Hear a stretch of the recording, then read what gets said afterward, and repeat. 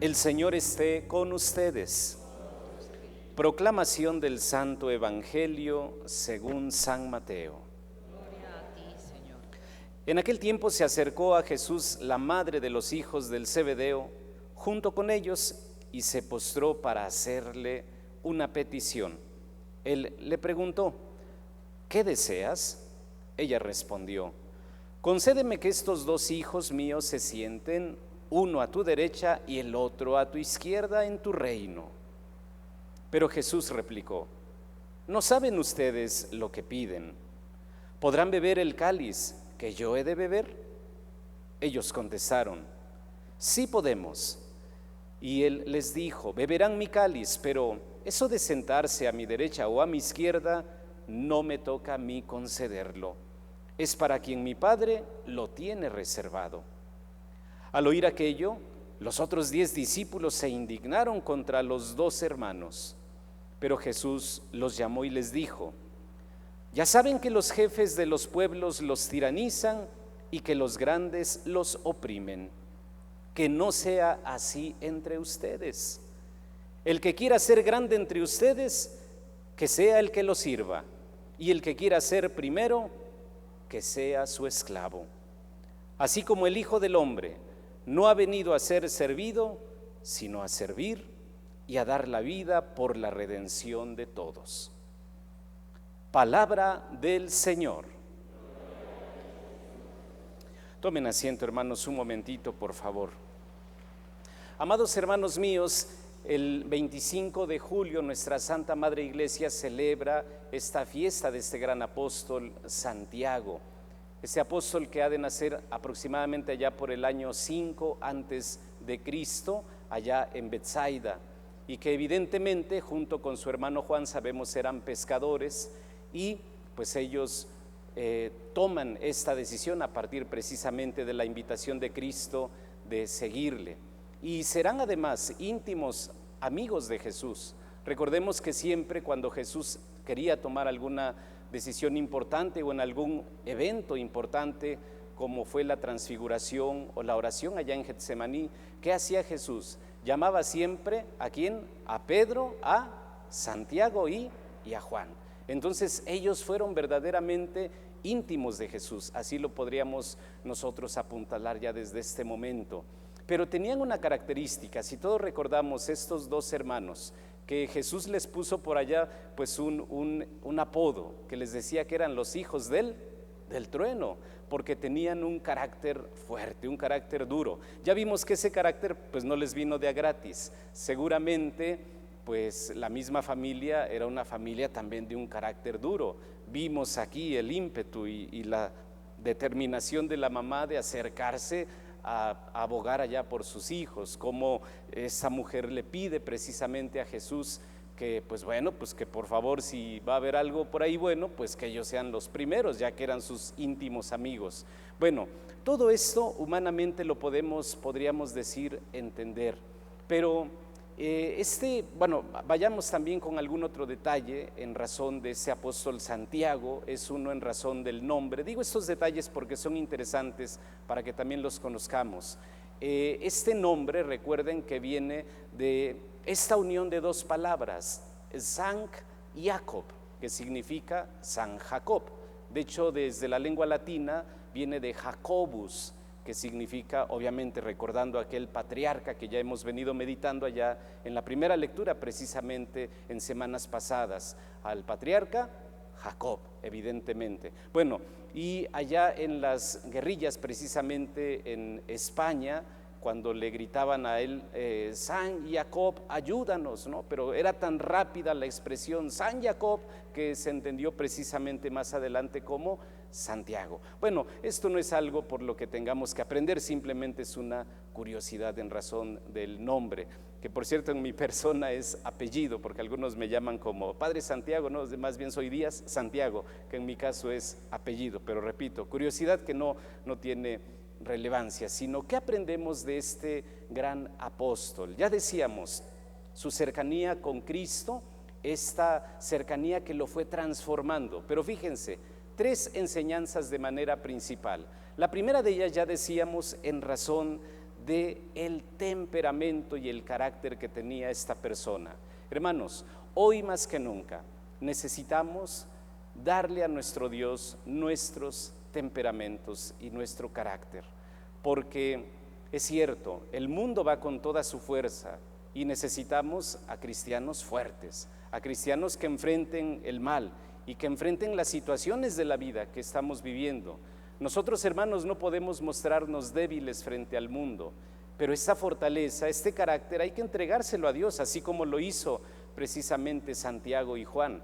Fueron personas que pusieron precisamente esta fortaleza, esta gallardía, y se dejaron transformar por Cristo. Y evidentemente hizo nuestro Señor en ellos grandísimas personas, grandísimas obras. Sabemos que evidentemente este apóstol Santiago llegó allá hasta la península ibérica. En aquel entonces era irse hasta lo más lejos y llegar precisamente a evangelizar a toda esa zona. Yo creo que conocemos a muchas personas españoles precisamente, habrá alguno de ustedes que sea de ascendencia española, y bueno, evidentemente los españoles no son fáciles desde el punto de vista del trato. Bueno, pues siempre se necesita a alguien, como decimos en nuestros dichos mexicanos, para que la cuña apriete tiene que ser del mismo palo prácticamente, ¿no? Bueno, pues allá está Santiago, que llega precisamente con este carácter, con un carácter fuerte, robusto, y que evidentemente esto es aprovechado precisamente para la evangelización. Dios sabrá cómo aprovechar, hermanos, nuestro carácter. Dios sabrá evidentemente cómo fortalecer esto a partir de que nosotros le sigamos, le entreguemos todo lo que somos.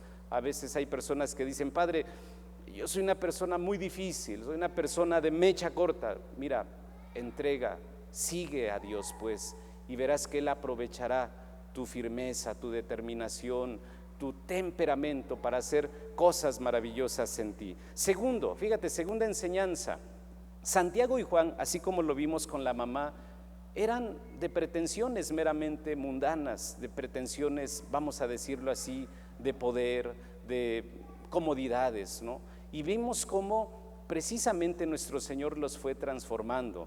Hermanos, estamos en este mundo y lamentablemente, como una especie de imán, este mundo nos atrae. La concupiscencia, recuerden, hermanos, es aquella inclinación natural al pecado.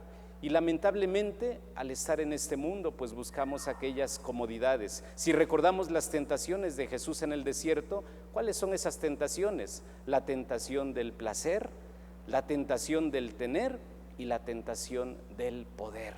Lamentablemente estaremos rodeados de esas tentaciones. Y vimos cómo pues estos hermanos, precisamente, y a partir además de la mamá, pues estaban en esa línea. Sin embargo, se dejaron también transformar por Cristo, y lo más importante, dejaron que su corazón se purificara precisamente por esta cercanía. Y ahora ya no buscarían precisamente esa gloria, sino ¿qué fue lo que sucedió? Precisamente viene la tercera enseñanza: beber el mismo cáliz, dice nuestro Señor, es decir, tener esa comunión con Cristo en todo sentido, hasta llegar a entregar la vida por Cristo. Qué palabras tan fuertes escuchamos en la primera lectura en este día de la carta del apóstol San Pablo a la comunidad de Corinto, donde él le dice: a ver, hermanos, si vamos a seguir a Cristo, no es porque vamos a estar cómodos, no es porque va a ser todo like, no es porque la vida será más fácil y llevadera. Seguir a Cristo, hermanos, es, en resumen, seguir a un crucificado, es seguir a un perseguido, es seguir a un calumniado, es seguir a un lastimado, es seguir a un ofendido, es seguir verdaderamente algo contrario a lo que el mundo quiere que sigamos. Por ello, hermanos, no tengamos miedo.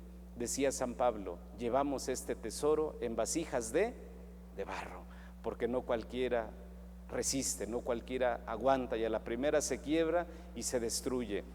Pidámosle, hermanos, a Dios verdaderamente beber su cáliz, comulgarlo, no solamente aquí en el templo, que no se quede esta comunión aquí, hermanos. Ya fui a misa, ya me confesé como cristiano porque dije el credo y todo lo demás. Sin embargo, cuando ya salgo le digo a Jesús: pues tú allá te quedas, y yo en la calle ya soy otra cosa, otra persona, ya en la escuela, ya en el trabajo, yo ya soy otro. Hermanos, bebamos el cáliz, porque esa es precisamente la invitación que Jesús hace a estos grandes apóstoles y lo logran hacer, pero que esto sea en la vida, y fíjate bien lo que vamos a decir, y en la muerte, porque ellos entregan su vida verdaderamente por Cristo.